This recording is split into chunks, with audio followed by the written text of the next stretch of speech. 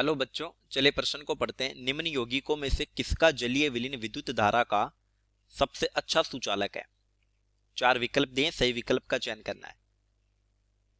तो आइए सबसे पहले प्रश्न के मुख्य अवधारणा पे चर्चा करते हैं। मुख्य अवधारणा: वे पदार्थ जो मुक्त इलेक्ट्रॉन अथवा आयनों के कारण विद्युत का प्रवाह करते हैं चालक कहलाते हैं। और एक महत्वपूर्ण बात है कि चालकता आयनों की संख्या के समानुपाती है।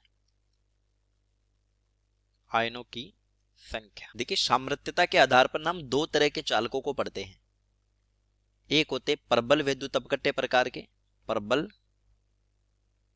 विद्युत अपघट्य, ये 100% आयनित हो जाते हैं। 100%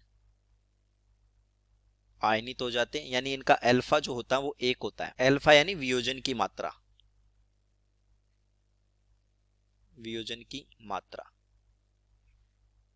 तो ये 100% आयनित हो जाते हैं, तो आयनों की संख्या बहुत ही ज्यादा हो जाएगी, इसलिए ये अच्छे चालक होते हैं। के उदाहरण हैं प्रबल अम्ल, प्रबल क्षार और लवण। जितने भी लवण होते हैं वो प्रबल विद्युत अपघट्य होते हैं। दूसरे हम पढ़ते हैं दुर्बल विद्युत अपघट्य।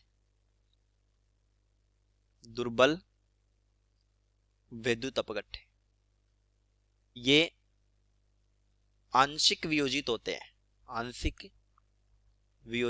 हैं, यानी इनके लिए अल्फा जो होगा वो 1 से कम ही रहेगा, इसलिए ये चालक भी दुर्बल ही होते हैं। ये दुर्बल चालक होते हैं।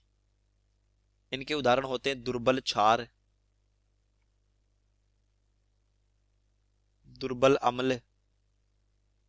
जितने भी कार्बनिक अम्ल क्षार होते हैं ना, वो दुर्बल की ही श्रेणी में आते हैं। चलिए अब हमारे विकल्पों की जांच करते हैं। पहला विकल्प दिया है एसिटिक अम्ल।